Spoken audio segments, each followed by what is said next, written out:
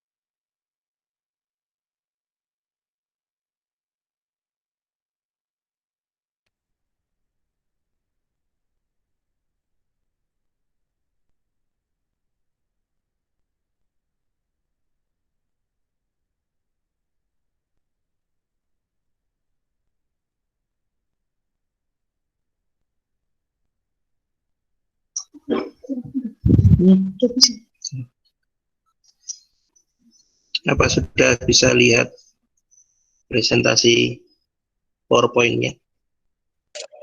Sudah, dokter. Sudah ya? Sudah, Dok. Oke. Saya malah kehilangan presentasinya, ini lari kemana nih?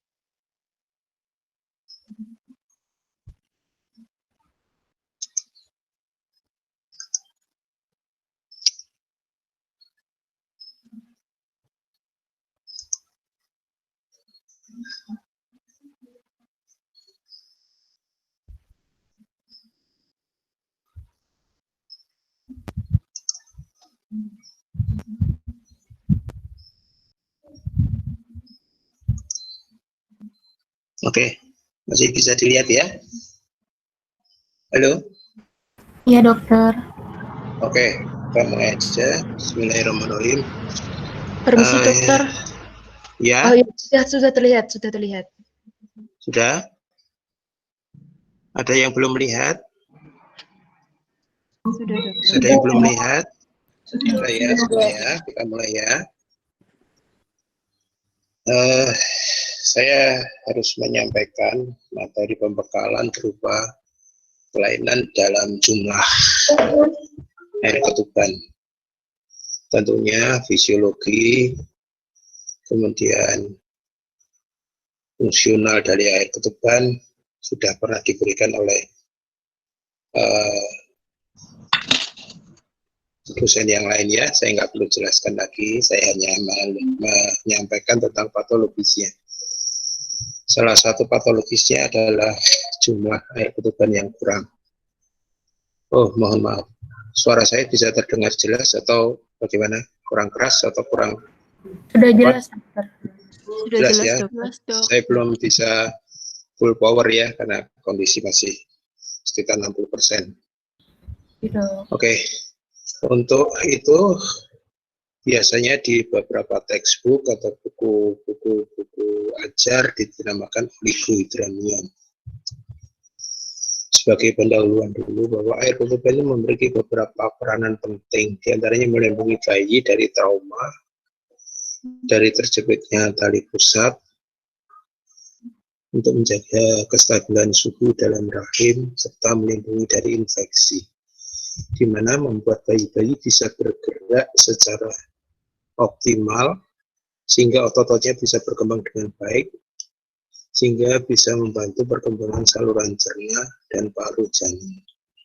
Ini yang saya ambil sebagai garis pentingnya aja. Ada beberapa definisi oligohidramnion yang dipakai sekarang. Yang pertama adalah berkurangnya volume air ketuban atau yang disebut VAK. Volume yang kurang dari 500 cc pada saat usia 32 dan 36 minggu. Nah, ini ada sesuatu yang khas untuk air ketuban, yaitu normal pada umur kehamilan tertentu. Sehingga tidak bisa angka 500 cc ini diimplementasikan untuk kehamilan yang lebih muda atau yang lebih tua. Ya, berkurangnya maksud saya. Sehingga Anda harus tahu grafik volume air ketuban normalnya itu berapa sih pada usia-usia kehamilan tertentu itu. Seperti Anda lihat grafik KMS pada ibu hamil atau KMS pada bayi. Ya, itu adalah suatu patokan di mana ada garis normal, persentil 1, persentil 2, persentil 3 dari masing-masing ukuran pada waktu usia kehamilan tertentu atau umur tertentu. Kemudian yang kedua adalah ukuran cairan, ukuran satu kantong atau satu kuadran kurang dari 2 cc. Ini dengan pemeriksaan USG. Jadi dari pemeriksaan USG itu ada 2 teknik yang terkenal, yaitu teknik dengan menghitung jarak bayi dengan dinding amnion, dinding kulit ketuban, untuk 1 kuadran saja. Yang kedua dengan menghitung 4 kuadran, kemudian dijumlah dan dibagi 4. Kalau 1 kantong saja kurang dari 2 cm itu sudah menunjukkan adanya oligohidramnion. Kalau 4 kuadran itu adalah amniotic fluid index. Ya. Nah, AFI-nya kurang dari 5 cm. Jadi rata dari 4 kantong dibagi 4 itu adalah amniotic fluid index, atau kurang dari persentil kelima. Itu tadi saya katakan persentil kelima ini harga normalnya berasal dari harga normal jumlah air ketuban atau volume air ketuban pada umur tertentu. Tidak bisa diidentifikasi satu ukuran untuk seluruh umur kehamilan. Saya teruskan. Volume air ketuban tergantung dari usia kehamilan, sehingga definisi terbaik adalah menggunakan persentil kelima. Ya, tentunya Anda juga harus punya referensi tentang jumlah air ketuban disesuaikan dengan umur kehamilan. Kalau tidak ada referensi itu, tentunya kita tidak bisa mengambil kesimpulan sesederhana ini. Dan yang sekarang lebih harus dicermati adalah masing-masing ras masing-masing bangsa, bahkan di beberapa negara tertentu masing-masing warna kulit itu punya karakteristik sendiri. Ras berkulit hitam dengan ras berkulit putih atau ras Kaukasian, yaitu yang berkulit agak merah, itu berbeda. Ya, jadi jangan dikebiayah istilah kami, atau dipukul rata bahwa semua itu harus punya ukuran yang sama. Volume air ketuban meningkat secara stabil pada saat kehamilan, dan volumenya sekitar 30 cc pada 10 minggu, dan mencapai puncaknya 1 liter pada 36 minggu. Ini rata ya, bukan eksak ya. Sehingga selanjutnya berkurang. Rata-rata pengurangannya sekitar 800 cc pada 40 minggu. Maaf, bukan berkurang ya, tapi volume akhir adalah 800 cc pada 40 minggu. Pengurangan maksimal terjadi pada usia 38 sampai 43 minggu, yaitu 150 cc per minggu pada usia hamil 38 sampai 43. Ini bisa dimengerti. Suatu problem pada usia kehamilan yang lanjut di atas 40 minggu atau di atas saat term adalah volume air ketuban sudah tidak ditambah lagi oleh sistem tubuh, tapi malah diresorpsi. Dan tidak ada cadangan air ketuban tambahan untuk menutupi kekurangan volume air ketuban yang tidak diproduksi lagi. Sehingga perlu difikirkan pada usia-usia yang lewat bulan untuk segera determinasi apabila ditemukan volume air ketuban yang berkurang. 3 hal utama yang berperan pada volume air ketuban adalah: 1. Regulasi normal air ketuban pada janin. 2. Pergerakan air dan bahan-bahan yang larut di dalamnya serta menembus membran. 3. Efek ibu pada pergerakan cairan menembus plasenta. Sumber ketuban yang berperan adalah urin bayi, yang pada trimester kedua merupakan sumber utama. Sumber lainnya adalah dari paru janin dan hidung janin. Jadi jangan dibayangkan bayi itu adalah dewasa yang di dalam rahim, tapi suatu individu yang extraordinary. Dia sebagai apa itu namanya? Sebagai kita sebagai orang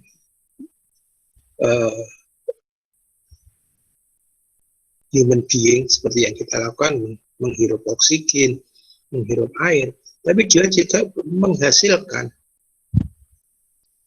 Ya, urinnya bayi adalah sumber air ketuban. Paru janin sebagai sumber produksi air ketuban. Ya. Rongga hidung janin juga sebagai sumber air ketuban. Jadi jangan dibayangkan dewasa yang dicelupkan air ketuban ya. Bayi adalah extraordinary people. Oke. Oligohidramnion diakibatkan oleh banyaknya cairan yang hilang ataupun berkurang produksinya urin janinnya. Seperti tadi dikatakan bahwa trimester kedua produsen utama adalah urin janin. Misalnya ada gangguan pada ginjal janin, apakah itu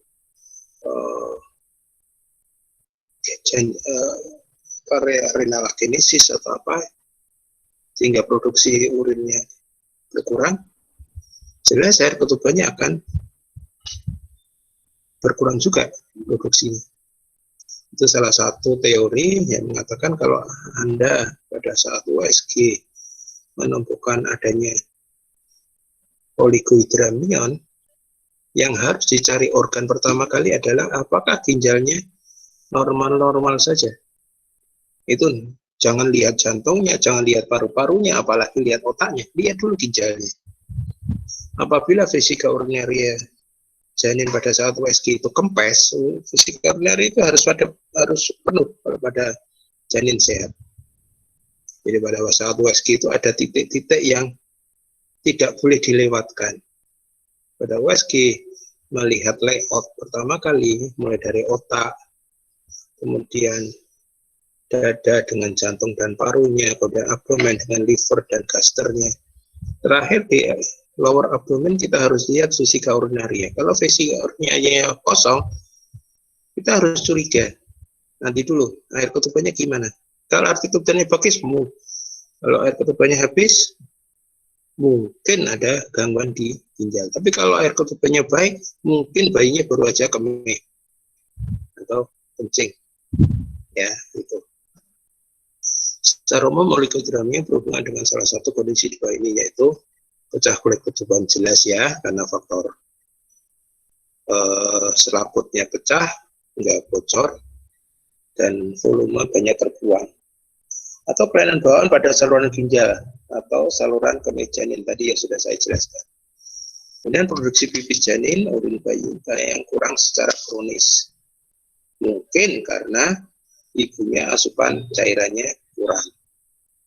Dan terakhir karena kehamilan lewat tabung. Tadi saya katakan bahwa setelah 38 minggu pada umumnya urin itu air ketuban sudah tidak diproduksi secara optimal oleh bayi. Sehingga apa yang ada yaitu dipertahankan. Apabila terjadi kehamilan lewat bulan, yang nampak adalah jumlah air ketuban yang berkurang. Oligohidramia telah sering ditemukan pada kehamilan yang sudah cukup bulan karena volume air ketuban akan menjadi menurun pada hamil sudah cukup bulan. Ditemukan sekitar 12% kehamilan yang sudah mencapai 41 minggu. Jadi kehamilan genap bulan itu adalah 40 minggu. Kalau dikatakan cukup bulan adalah 38 minggu sudah dikatakan cukup bulan atau dikatakan term. Saya lanjutkan.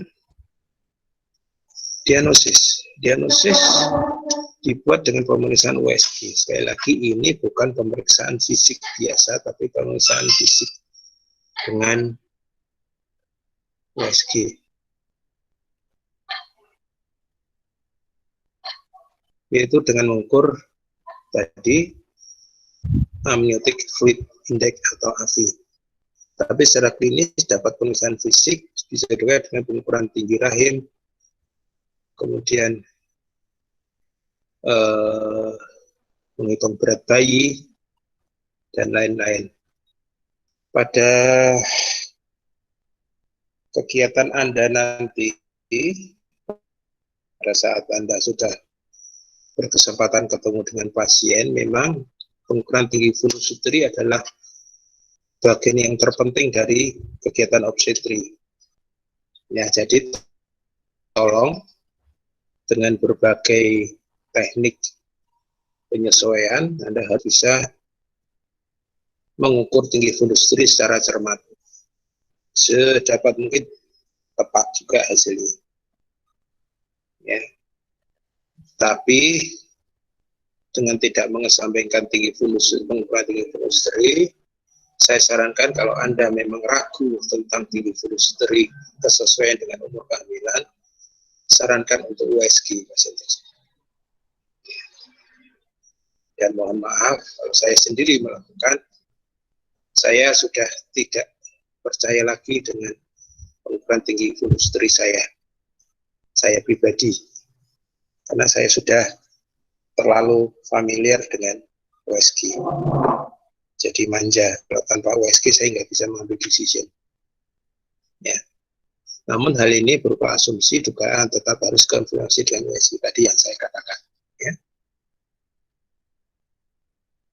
USG juga bisa melihat anatomi janin untuk melihat kelainan pada ginjal. Tadi yang saya katakan di depan, begitu kelihatan oligohidromion atau cairan volume air ketubannya kurang, langsung dilihat kandung kemihnya. Kalau kandung kemihnya kosong, langsung dilihat ginjalnya. Apakah 2? Jangan-jangan cuma 1.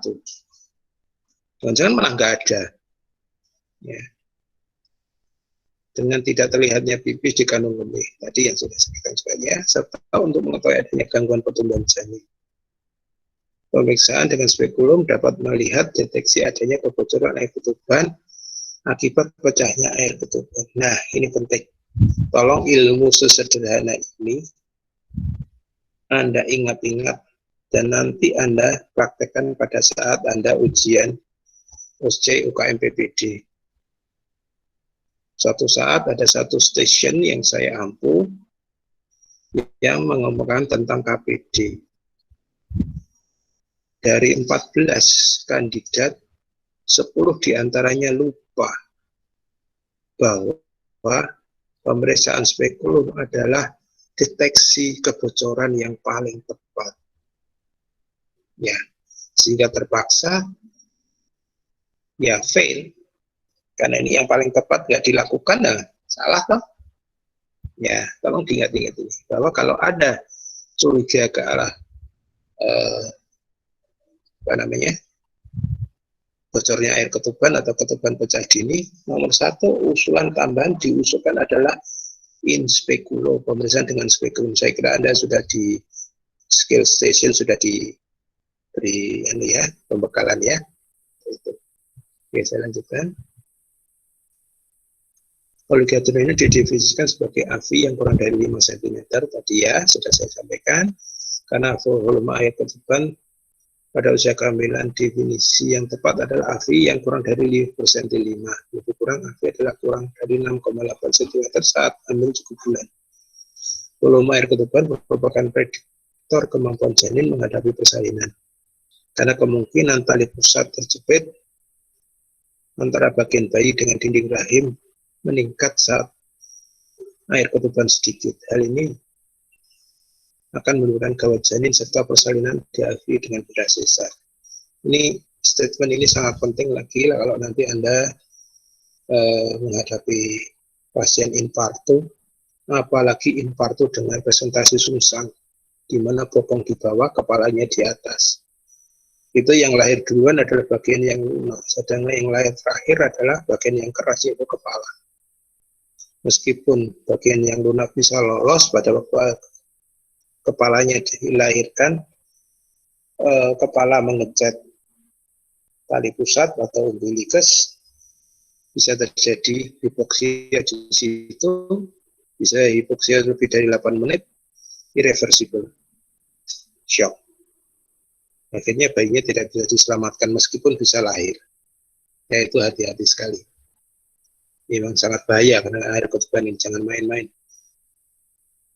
Jika terjadi oligotrium sebelum cukup bulan, dilakukan perawatan secara ekspektatif. Artinya ekspektatif adalah menunda proses persalinan setua mungkin umur kehamilannya, sebisa mungkin. Tergantung dari kondisi bayi dan ibu. Sedangkan pada cukup bulan, nggak perlu ditunda lagi, yaitu langsung terminasi atau pengakhiran kehamilan sesuai dengan kondisi kematangan serviks atau leher rahim. Bila matang ya dilakukan induksi, bila kurang matang bisa dimatangkan dulu baru diinduksi atau langsung disesar. Ya. Ada beberapa center yang melakukan tindakan-tindakan invasif untuk menambah volume air ketuban, terutama untuk pasien-pasien dengan kehamilan kurang bulan, yaitu mengadakan amnio infusion, cairan NaCl hangat atau sesuai dengan suhu ruangan, tentunya ini yang steril ya, jangan air garam ya. Dimasukkan lewat leher rahim, kemudian diharapkan cairan ini bisa mengisi air ketuban. Tapi ini sangat sulit. Di Semarang saya kira belum ada yang melakukan ini, masih menggunakan protokol yang di atas tadi. Ya. Perlu diingat bahwa risiko infeksi pada pasien-pasien ketuban pecah dini yang akhirnya terjadi oligohidromion ini cukup tinggi. Ya. Sehingga selain risiko terjadinya persalinan prematur, Juga kita dihadapkan dengan risiko infeksi pada maternal. Saya lanjutkan. Saya kira itu yang bisa saya berikan untuk 1-2 termin ke depan. Mungkin bisa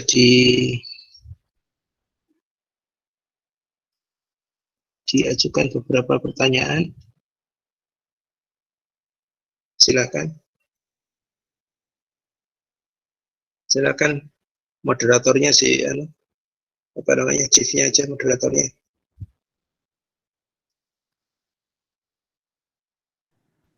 Anda masih dengar saya semua? Iya, Dok. Silakan. Anda Dengar, sebagai Dok. moderator. Dokter, saya izin bertanya. Siapa nama Anda? Perkenalkan, Dok. Nama saya Ezar. Mau Ya. lihat slide pertama dulu, Dok. Ya.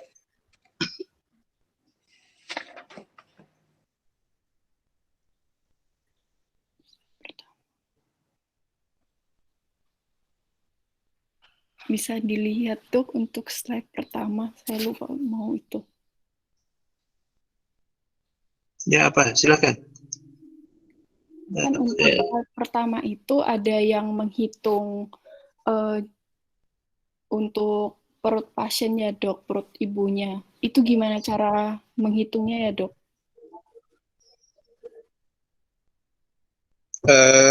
Anda sudah pernah mendapatkan ilmu tentang pengukuran Leopold? Sudah, Dok. Ya sudah, dengan Leopold itu.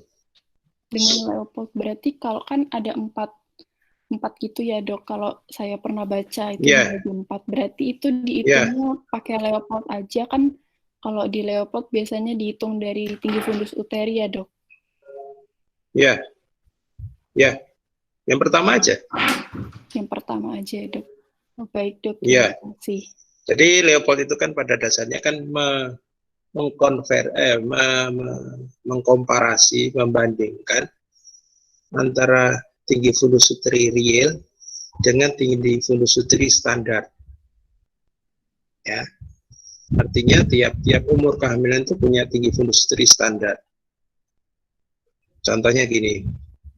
Untuk kehamilan 32 minggu, itu tinggi fundus uteri standarnya adalah pertengahan pusat dengan prosesus spedius. Itu normalnya. Nah, kalau Anda ketemu misalnya tinggi fundus uterinya dengan kehamilan 32 minggu kok di bawah itu, pertanyaannya adalah apakah bayinya yang kecil ataukah air ketubannya yang sedikit atau dua-duanya? Ya.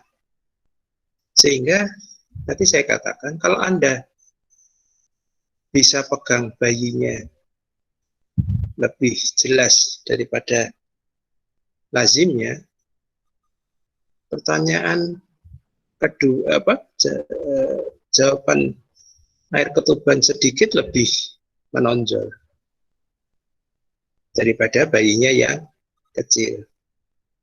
Tapi sekali lagi seperti yang saya katakan juga tadi, saya sekarang sudah tidak percaya dengan Leopold saya karena sudah lama sekali saya tidak menggunakan Leopold. Teoritis it's okay, prakteknya malas saya periksa Leopold, apalagi zaman COVID ini deket-deketan ngapain, udah gitu harus konfirmasi lagi dengan USG. Jadi saya terpapar dengan pasien bisa 2 kali lebih lama daripada kalau saya hanya melakukan USG. Jadi sekarang intinya adalah ukurlah secara klinis yang Anda bisa. Kalau Anda masih curiga, masih tidak yakin, lakukan dengan USG. Ya. Jangan dikira dokter umum nggak boleh USG loh ya. Ya. Jadi jangan dikira dokter umum harus menyerahkan ke spesialis USG. Enggak. Asal Anda sudah melewati kompetensi dan Anda mendapatkan sertifikat kewenangan, silakan. Sebentar ya.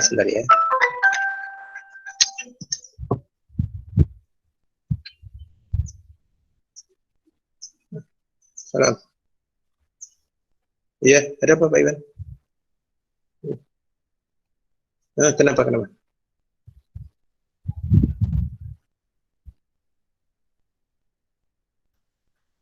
Ah, nggak ada. Di RSBN Pak, Mas Iwan. Ketilang. Atau rumah sakit di Ponorogo di atas di Tembalang. Ya. Di Semarang hanya ada 2 itu. Jadi pengambilan sampelnya di macam-macam tempat bisa, tapi akhirnya ujung-ujungnya di situ.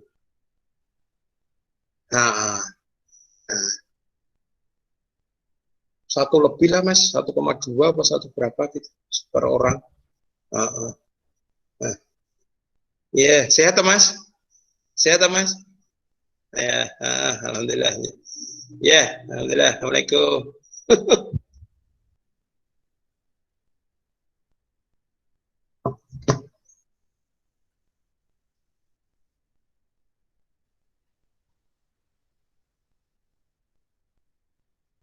Ya, saya ulangi, saya lanjutkan.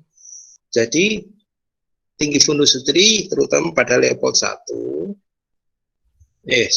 pemeriksaan klinis pada Leopold 1 ditambahi lagi dengan USG. Demikian jawaban saya. Ada yang mau bertanya lagi? Silakan. Baik, Dok, terima kasih. Assalamualaikum dokter, saya lagi izin bertanya. Siapa yang nanya ini? Halo? Ada lagi yang mau nanya? Ini dok, ingin bertanya. Ya, siapa Anda? Maaf. Laili dok, ya. Ya, silakan. Apa ada suatu kondisi dok di mana amnioinfusion ini tidak bisa dilakukan dok? Banyak. Yang paling menyebab kegagalan adalah vulva vagina hygiene itu tidak steril. Ya, kita tahu memasukkan cairan dari eksternal lewat zona yang infeksius masuk ke zona internal yang sebenarnya steril. Itu yang sering menghalangi. Ya. Kalau kita memasukkan itu misalnya intravena, kan gampang. Tinggal masukkan jarum lewat daerah yang steril dengan perlakuan yang steril. Tapi kalau lewat rute serviks, apa yang terjadi? Kita lewat zona yang infeksius. Kita tahu bahwa vulva vagina itu tidak steril. Minimal dia ada flora normalnya di situ. Pada kondisi tertentu flora normal bisa berubah perangai menjadi flora patogen. Ya, itu yang sering menghalangi. Sehingga banyak yang masih mendebat tentang hal ini, malah menyarankan amnioinfusion dengan NaCl steril dilakukan transabdominal, ya, langsung menembus uterus, langsung menembus amnion, dengan catatan plasenta tidak di anterior. Jadi tidak boleh menembus plasenta. Dengan USG guided tentunya ya, dengan teknik tertentu, dengan jarum yang tidak terlalu besar diameternya, kita lebih yakin itu. Tapi siapa yang mau risiko, itu aja sekalian. Ya, sehingga kita lebih banyak konservatif, ekspektatif daripada yang invasif, ekspektatif. Demikian ya jawaban saya. Ada lagi yang mau ditanyakan?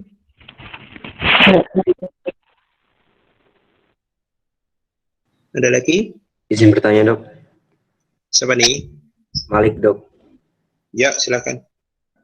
Tadi kan kalau buat mengetahui keadaan oligohydramnion pakainya USG dok. Nah, untuk mengetahui AV-nya itu kurang dari 5 cm itu apa yang dilihat ya dok? Ya, pengukuran 4 kuadran. Jadi kan rahim itu seperti suatu lingkaran ya.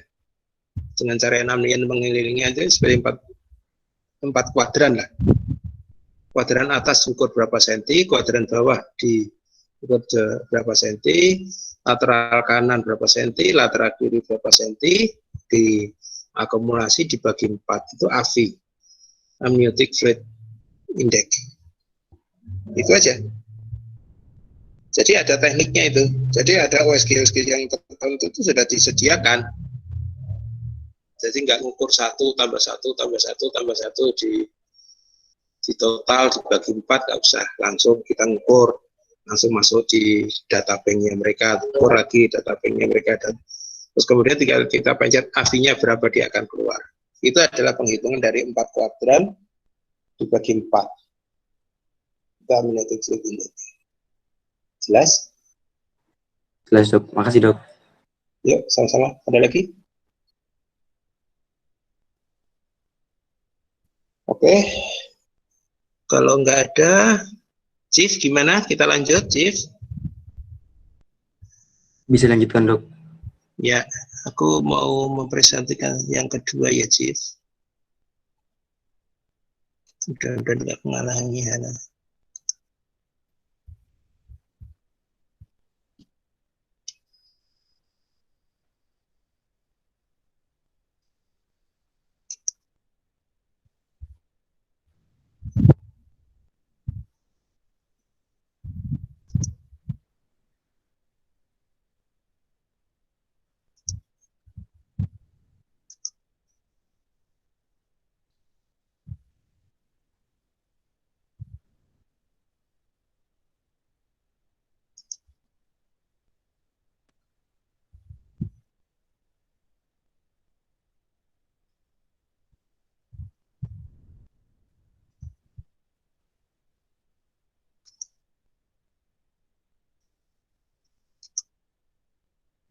Maaf ya, saya masih grudal gradul ini. Belum familiar benar dengan Zoom ini. Aduh, sebentar ya. Sebentar ya.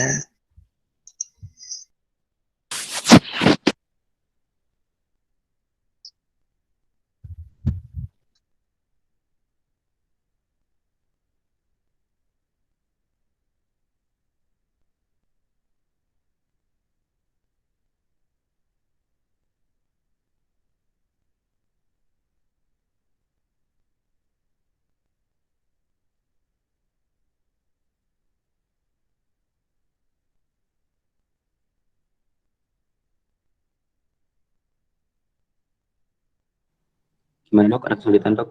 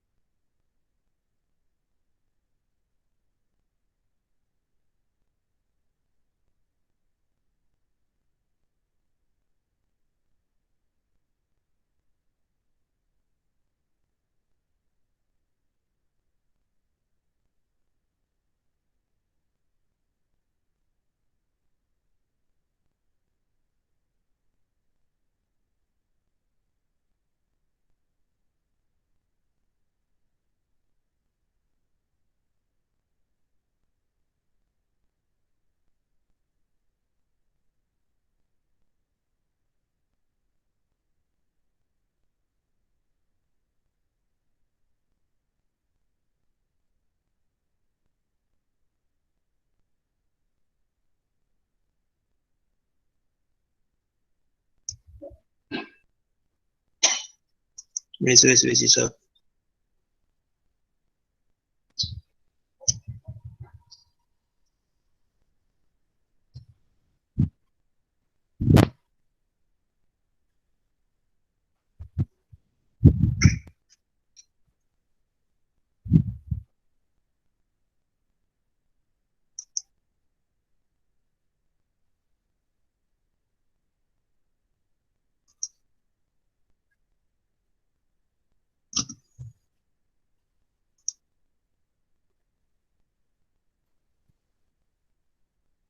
Halo? Halo? Assalamualaikum. Iya dong. Iya, Dok. Sudah bisa lihat presentasi? Sudah Ya? bisa, dokter. Sudah, Dokter. Bentar ya, saya betul-betul ngerjani orang goblok nih. Sebentar.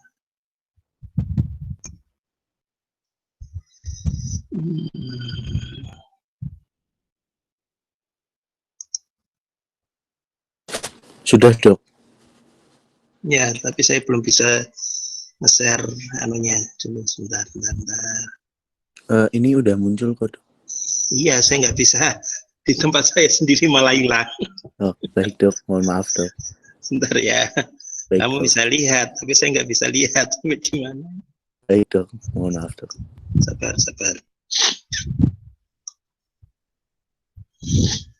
Aduh.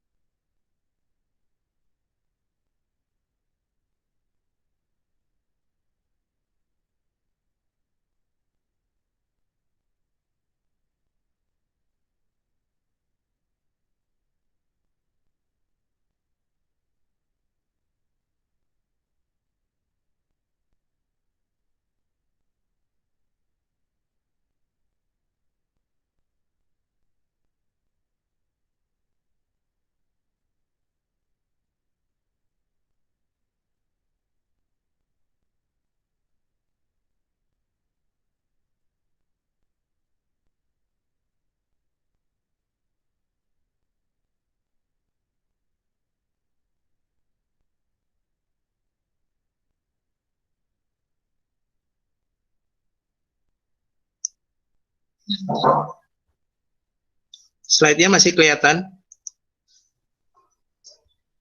Halo? Masih, Masih, Dok. Dok. Kelihatan, Dok. Masih? Kelihatan, Dok. Sekarang masih kelihatan? Iya, Dok. Kelihatan, Dok. Masih ya. Iya, Dok.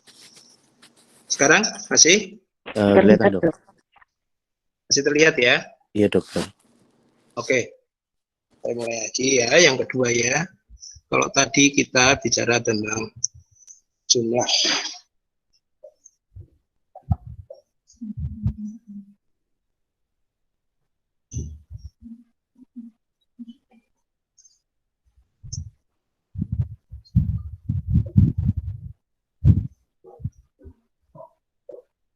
Ya, sekarang kita lanjutkan tentang bila volume air ketubannya itu berlebih atau yang sering disebut dengan polyhydramnion.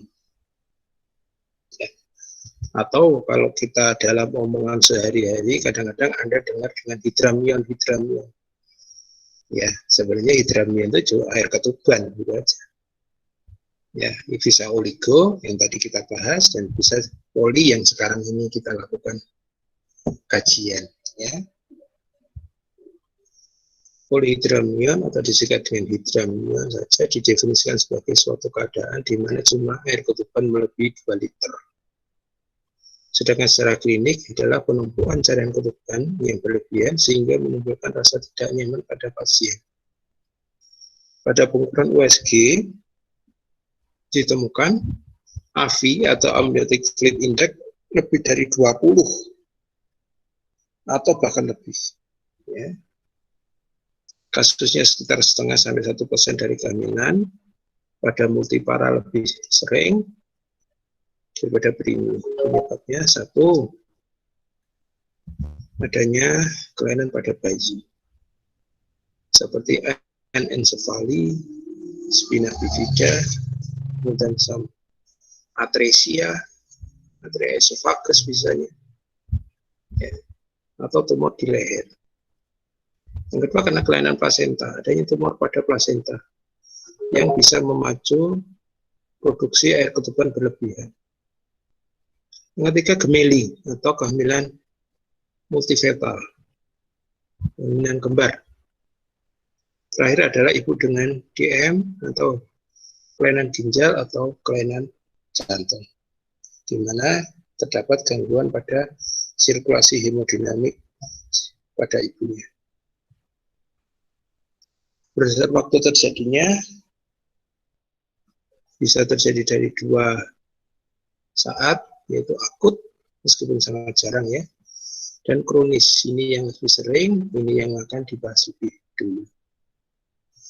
Gejala dan tanda.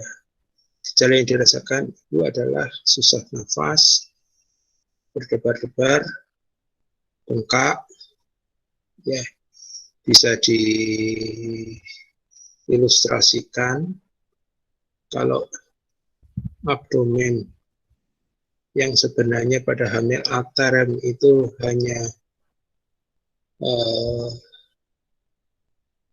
tidak terlalu mendesak diafragma karena masih ada space sekitar 4 cm atau 4 jari di bawah proses epididymis, tapi pada ibu ya, dengan polyhydramnion itu kondisi itu bisa hilang space-nya sehingga diafragma terdesak ke atas sehingga gerakan diafragma terbatas sehingga gerakan paru-paru jadi terbatas juga sehingga dia mengalami volume pernafasan yang berkurang. Kembali lagi ke Leopold, tinggi fundus uteri melebihi usia kehamilan dan bagian-bagian janin sulit diraba dari luar. Terakhir, kembali ke USG, kita bisa melihat dengan nilai AFI-nya. Jumlah bayi, letak bayi, deteksi kelainan komentar bayi. Ini tidak terlalu sulit sebenarnya kalau ditemukan oligohydramnion, karena dengan cairan amnion yang berlimpah ini kita mendapatkan kesempatan untuk melakukan USG secara lebih jelas. Tapi memang dari teknisnya memang agak sulit karena probnya jadi gede banget. Tangan kita harus ke lateral kanan, lateral kiri itu dengan gerakan yang lebih panjang atau lebih melelahkan lah. Komplikasinya bisa terjadi adalah preeklampsia, ketuban pecah dini, persalinan kurang bulan, dan perdarahan antepartum atau pra persalinan. Penataan laksanaannya berdasarkan berat ringannya penyakit. Untuk yang ringan ya hanya bed rest saja lah, nggak perlu diapa-apain, asal masih bisa bergerak nyaman, bernafas agak lega ya silahkan aja dengan posisinya aja yang diatur. Diharapkan kelebihan air ketuban akan segera menghilang seiring dengan bertambahnya umur kehamilan. Nah, yang berat ini yang utama adalah hilangkan gejala. Cari penyebabnya, kalau bisa atasi, hindari komplikasi. Penataan berupa bed rest, diet rendah garam, obat penyakit dasar misalnya DM atau jantung atau hipertensi atau preeklamsi. Ya. Ini harus di perawatan multidisiplin dengan penyakit dalam, dengan ahli jantung dan lain-lain. Dia bayinya tanpa cacat, maksudnya cacat kongenital, selanjutnya dinilai respon terhadap pengobatannya saja. Jika respon baik, lanjutkan kehamilan dan obati semua komplikasi atau cegah semua komplikasi. Tapi kalau tidak ada respon dan ada stres janin, diharapkan 37 minggu diterminasi. Pertama dengan amniosintesis. Amniosintesis itu disedot cairan, bukan dipecah kulit ketubannya, tapi disedot cairannya. Jika sudah 38 minggu, amniosintesis langsung terminasi. Ya. Maaf, kalau kurang dari 37 minggu, amniosintesis saja. Kalau sudah di atas 37 minggu, amniosintesis langsung terminasi. Nah, ini amniosintesisnya agak beda. Yang pertama tadi kita mengharapkan bahwa cairan amnion itu tidak habis total, tapi habis sebagian, berkurang sebagian, tujuannya untuk mengurangi keluhan dan komplikasinya. Sedangkan yang kedua, pada usia kehamilan 38 minggu, ini biarkan, kalau memang air keluar sebanyak-banyaknya, tidak apa-apa, setelah itu terminasi, nggak diharapkan kehamilannya berlanjut. Bisa jadi langsung sesar. Dalam arti sesar itu pasti terjadi amniosintesis, pasti kan pecah kulit ketuban. Kemudian lahirkan bayi, beres, selesai. Tapi kalau ibu atau keluarga tidak setuju, ya kita pecah kulit ketubannya pelan-pelan, sambil kita awasi. Kalau tidak terjadi indikasi janin, misalnya fetal distress, ya kita lanjutkan persalinannya pervaginal. Saya kira itu untuk polijaminan lebih simpel. Ada yang ingin ditanyakan, silakan. Halo? Ada yang bisa mendengar saya?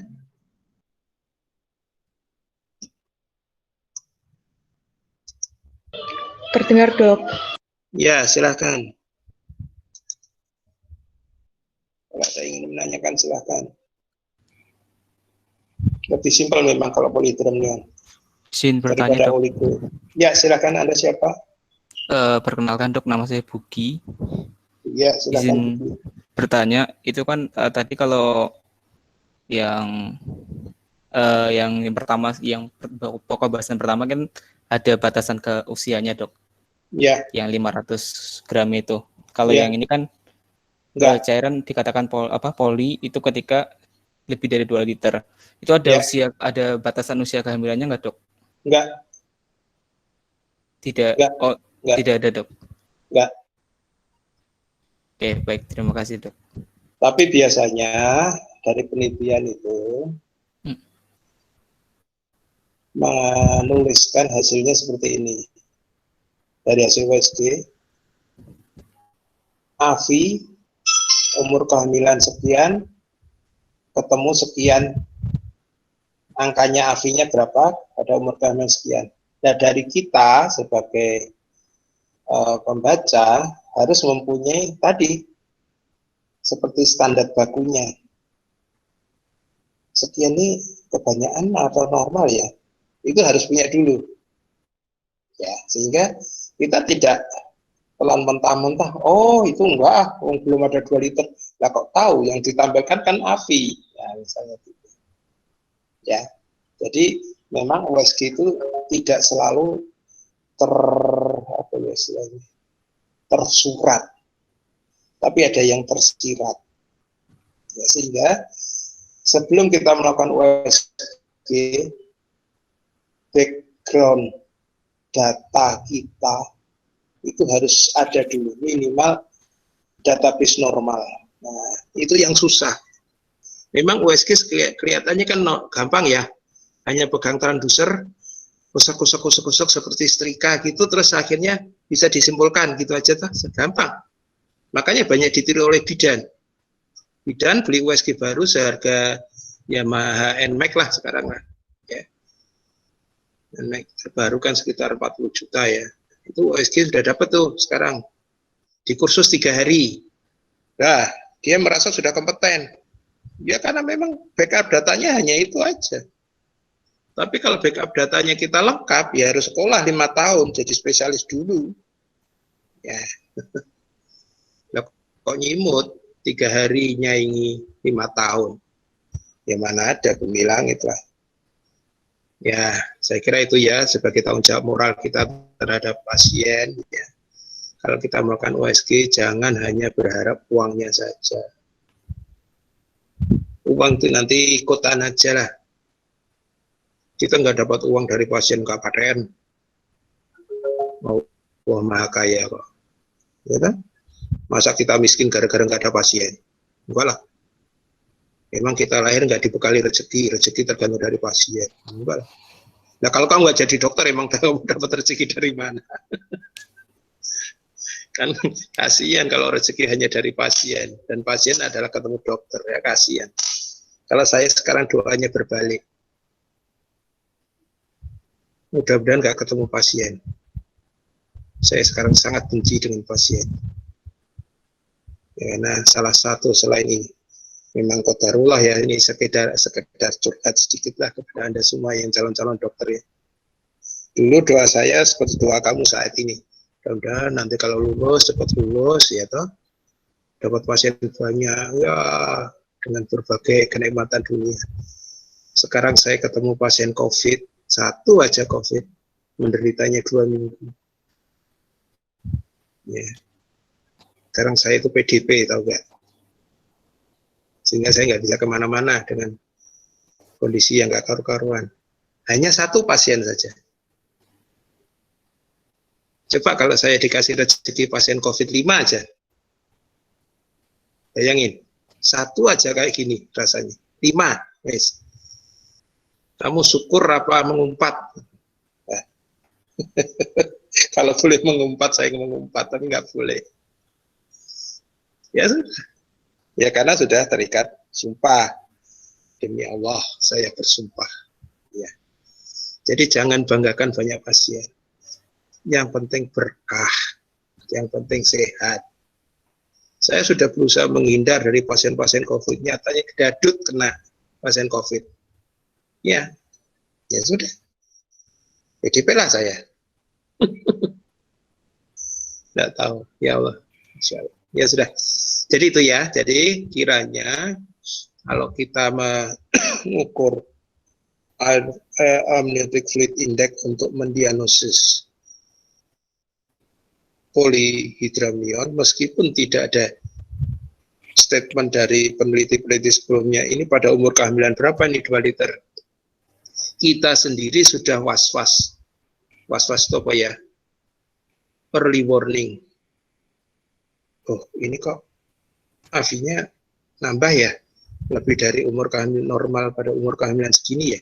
Jangan-jangan ini bakalan jadi polyhydramnion. Coba cari spina bifida, coba cari tengkorak kepalanya ada enggak, coba cari ada enggak atresia esophagus. Nah itu pentingnya di situ. Jadi bukan final exam aja, dari serial exam juga penting. Ya, demikian ya, Buki. Mudah-mudahan bisa dipahami. Silakan yang lain. Terima kasih dok. Ya, silakan.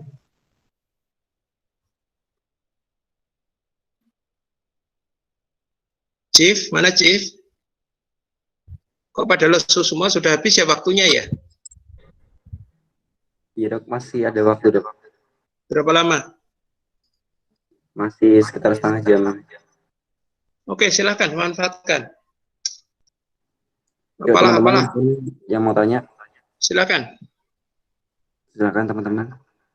Loh, kalau saya nggak ditanya itu bukan saya nggak seneng loh, saya seneng banget loh. Ini langsung tak matiin, saya tidur lagi. Dokter.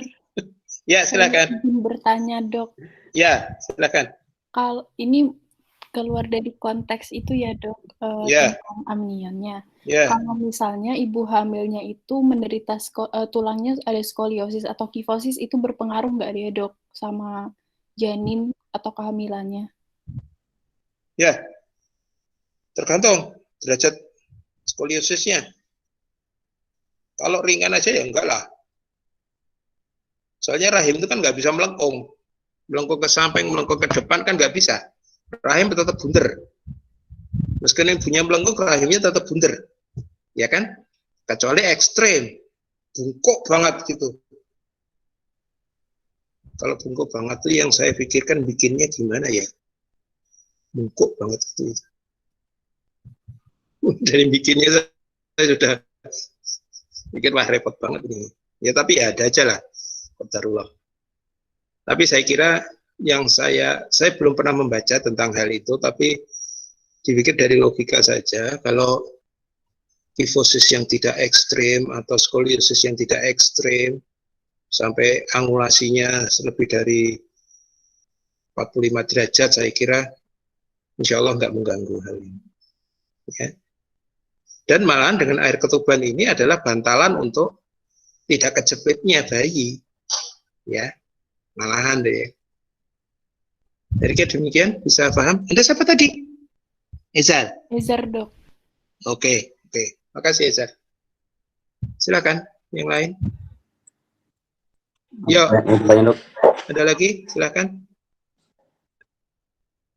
Tadi kan etiologinya bisa dari akibat anencefalis sama spinal bifida dok. Ya. Itu korelasinya apa ya dok dengan kondisi itu? Ya. Jadi gini, sirkulasi air ketuban itu kan salah satunya kan lewat saluran cerna, kemudian nanti sebagian dibuang lewat saluran defekasi yang saluran urin. Ya. Pada kondisi spina bifida biasanya multi organ congenital anomali dengan atresia esophagus. Ya. Nah, kalau terjadi atresia esophagus, tentunya menelannya nggak ada kan? Ya kan? Sedang produksi dari luar janin tadi dikatakan pada trimester kedua di sesi pertama tadi produksi dari urin bayi. Tapi sebelumnya kan bisa terjadi pada reproduksi juga dihasilkan oleh plasenta. Nah, yang seharusnya bisa diresorpsi, kemudian disirkulasi, jadi terhenti. Sehingga terjadi akumulasi air ketuban di kantong amnion. Ya. Nah, jadi kiranya bukan penyebab sih ya, patut dicurigai adanya penumpukan itu diakibatkan adalah selain produksinya yang berlebih adalah gangguan dari sirkulasi. Bisa difahami? Yang menyebabkan resorpsinya pun dihambat. Jadi kencing bayi, feses bayi, itu komponen air ketuban itu tinggi sekali. Jadi makanya Anda itu jangan sombong.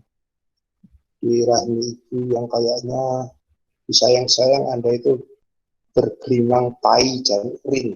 Enggak. Rajamu ganteng, rajamu cantik dulunya itu dari comberan yang isinya tai dan urin. Karena orang itu tidak boleh sombong, memang mungkin sudah qadarullah, kita diciptakan dari bahan yang nggak karu-karuan jeleknya itu. Terus sekarang bisa sombong jadi bintang film, bisa karena kecakapan dan kecantikan wajahnya itu jadi itu belanja. Nah itulah sehingga kiranya kalau kita ketemu itu, maksud saya polihidramnion, carilah kelainan-kelainan. Kalau nggak ada ya alhamdulillah. Ya, tapi kalau ada, nah ini harus diwaspadai ini. Nah sekarang misalnya ketemu apa ini? Nggak ada kepala itu namanya apa? Lupa tadi saya sampaikan.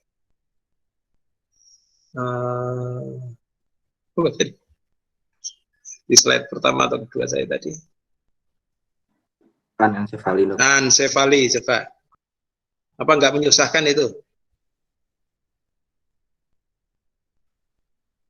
Bisa nggak sakit kepala kalau nggak punya kepala? Nah, repot tuh. Gitu. Kamu sekarang bisa pening kepala, pegang kepalanya gini, garuk-garuk. Coba kalau nggak punya kepala, kamu mau garuk-garuk apa? Ya, ilustrasi aja. Dan dengan berbagai komplikasi ikutannya. Saya kira itu ya, jawaban saya. Wajib hukum sebab akibat belum bisa saya katakan ya.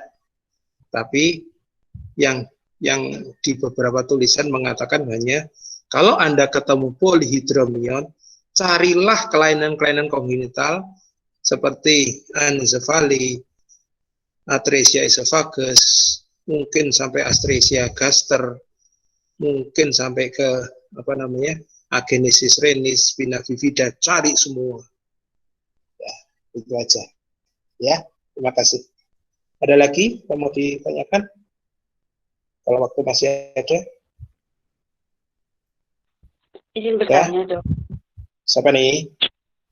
Laili, Dok. Oke, Laili, silakan. Kan yang tadi dibahas kan yang kronik ya, Dok. Kalau yang akut katanya jarang. Kalau yang akut bedanya apa ya, Dok? Akut biasanya infeksi. Misalnya infeksi toksoplasma. Ya, yang sampai masuk menembus barier plasenta. Ya, dia bisa menyebabkan rusaknya saluran cerna bayi, rusaknya ginjal bayi. Itu yang akut. Ya, saya kira itu.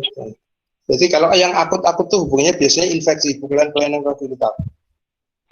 Apapun yang biasanya yang kalau kita ngomong masalah organogenesis atau yang ada hubungannya dengan pertumbuhan janin, yang akut itu biasanya tidak terlalu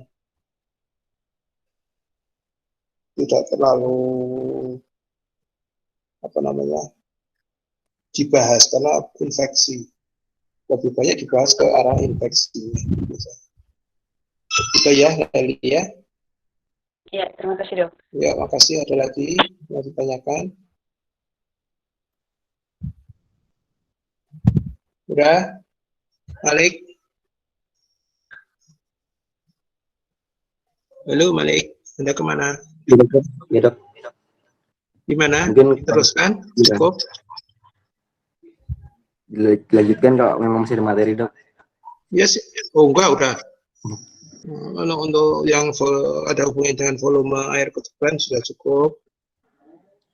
Terus sesi berikutnya apa, Malik? Ganti, Dok. Sebentar.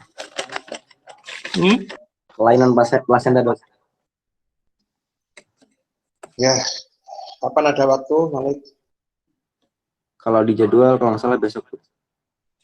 Besok, Selasa? Iya, Dok. Jam berapa?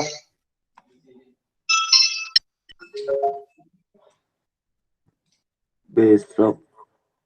Maaf, Dok, dari Rabu jam 7.50, Dok. Oke. Insya Allah. Ya, Anda remind ya, sehari sebelumnya ya, Malik. Iya, Dok, nanti ada PJ yang menghubungi, Dok. Siapa? Ada penanggung jawabnya sendiri yang menghubungi Dr. Taufik. Oh, kemarin nggak ada yang hubungi. Tadi pagi aja aku yang hubungi kamu. Ya, karena ini kan extraordinary ya. Kalau biasanya, ya sih, yang kemarin pun iya. Tapi karena saya sakit, jadi saya nggak bisa bangun. Gitu. Hari ini nggak ada yang hubungi hari ini. Saya yang hubungi sendiri. Saya masih ingat dosa. Ya, saya janji dengan Anda, saya ingat. Oke, kalau gitu, jadi demikian yang bisa saya sampaikan. Kurang lebihnya saya mohon maaf, banyak kurangnya tentunya, terutama masalah gaptek saya terhadap teknologi. Kalau memang memungkinkan ya, Malik usahakan pakai Zoom ya. Iya, Dok. Kalau nggak memungkinkan ya pakai ini nggak apa-apa, dengan segala permakluman ya, kayak tadi gradul, saya coba dulu. Ya karena saya nggak biasa pakai ini jujur aja. Terus kalau di ngajar di mana-mana selalu pakai Zoom. Memang mahasiswanya tidak sebanyak ini sih. Ya, jadi demikian. Mudah-mudahan ada manfaatnya. Mohon maaf tidak bisa ketemu dulu. Ya. Yang lain juga online toh? Iya, kan? Iya, Dok. Iya, dokter. Ya. Kita udah pernah ketemu sebelumnya. Belum pernah. Sudah tatap muka sebelumnya. Pernah. Belum. Baru hari ini. Belum pernah dokter. Belum pernah sama sekali. Belum dokter, ini Belum, Dok. Bukan blog ini loh ya maksud saya. Blog-blog sebelumnya pernah ketemu nggak kita? Belum dokter. Belum dokter. Oh ya. Ya bayangkan saya kayak Hotman Paris lah gitu aja lah. Gampang. Supaya nggak sulit membayangkan manusianya kayak apa, kayak Hotman Paris. Ya. Enggak, aku nggak mau deh kayak Hotman Paris. Kafir dan sombong. Oke, terima kasih. Assalamualaikum warahmatullahi wabarakatuh. Waalaikumsalam warahmatullahi wabarakatuh. Terima kasih, dokter. Sama-sama. Assalamualaikum ya, Dok. Amin ya rabbal alamin.